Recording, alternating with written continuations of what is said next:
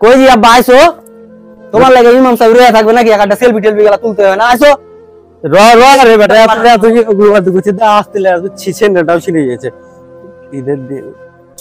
তো তুই সেন্টেন দিয়েছিস আতর দিয়েছিস দা আতর খানটা দে আতরটা লে তোমার আতর তুই এভাবে কেন কথা কইছিস ঈদের দিন কেন আজকে রাগারাগি করছিস তুই রাগারাগি করবে না তুমি এলে কি পিন্দাছো আর বন্ধু বান্ধব নাই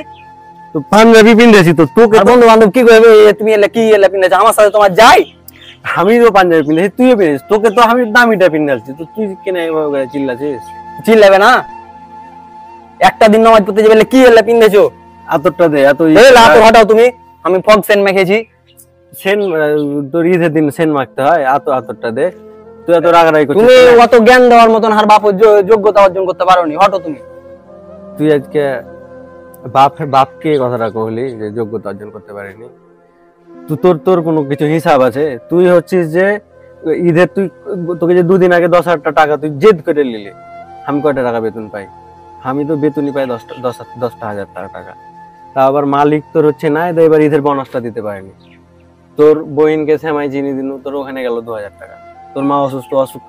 লেগে তোর এদিকে টাকা পয়সা দিয়েছে তোকে 10,000 টাকা দিন তাও ওখান থেকে আমি ধার করে নিয়ে এসেছি বাপ কিল্লা কথা কইছিস আল্লাহ দিলে বড় হচ্ছিস তোকে তুই একদিন কাজে যেতে গেলে তুই কাজে যাস না তোর কয়েকদিন পরে বিয়ে শাদী দিব যখন বাপ হবি তখন বুঝতে পারবি যে আসলে কিভাবে করে সংসার চলে তোর আমি যোগ্য হইতে পারিনি তোকে আমি এত কিছু দিয়ে তোর যোগ্য হইতে পারিনি আমি তোর সাথে যাবো না যখন যোগ্য হইতে পারিনি আর কি করবো ভুলে গেছি আর ঈদের দিন আমার আব্বা আর ভুলে গেছে আগে মাপ টাপ করে দাও বুঝতে পারিনি আব্বা আই বুকে বেটা তুই ওই যে মাপটা চালি মনটা খুশি হলো